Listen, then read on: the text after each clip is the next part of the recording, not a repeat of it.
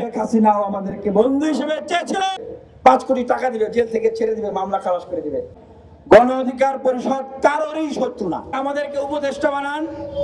আপনি যে নির্বাচনের আলাপ দিচ্ছেন, এই নির্বাচনের প্রেক্ষাপট তৈরি করেছে এই ছাত্র অধিকার পরিষদ এবং গণ অধিকার পরিষদ।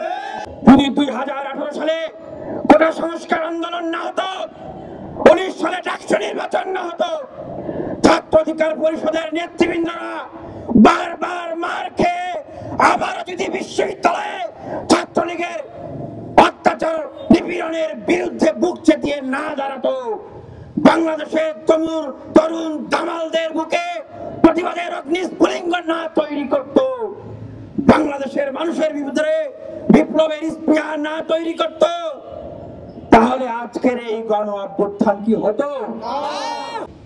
তিনি প্রিজন ভ্যান থেকে বলেছে 90% পতন হয়ে গিয়েছে, আর 10% ধাক্কা দিতে হবে। যে আমাদেরকে উপদেষ্টা বানান, আমাদেরকে 20টা 30টা আসন দেন, এই দেন, মন্ত্রিত্ব দেন, এই জন্য বলছি না ভাই। গণ অধিকার পরিষদ কারোরই শত্রু না। অভ্যুত্থানে অংশগ্রহণকারী প্রত্যেকটি শক্তি বন্ধু হচ্ছে গণ অধিকার পরিষদ।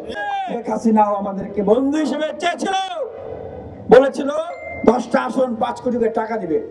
গেছে গণ অধিকারের নেতারা গেছে। আমি জেলখানায় অন্ধ প্রকোষ্ঠে আটকে ছিলাম, 7 মাস আমি সূর্যের আলো বাতাস দেখতে পাই নাই। আমার বাবাকে ডিবির হারুনকে দিয়ে অফার দিছে, আমাকে আসন দিবে, আমাকে এমপি বানাই দিবে 25 কোটি গ্রামে 1 আসনে। আমি বলেছি যে আমি যদি মরেও যাই, আওয়ামী লীগের সাথে ইলেকশনে যাব না।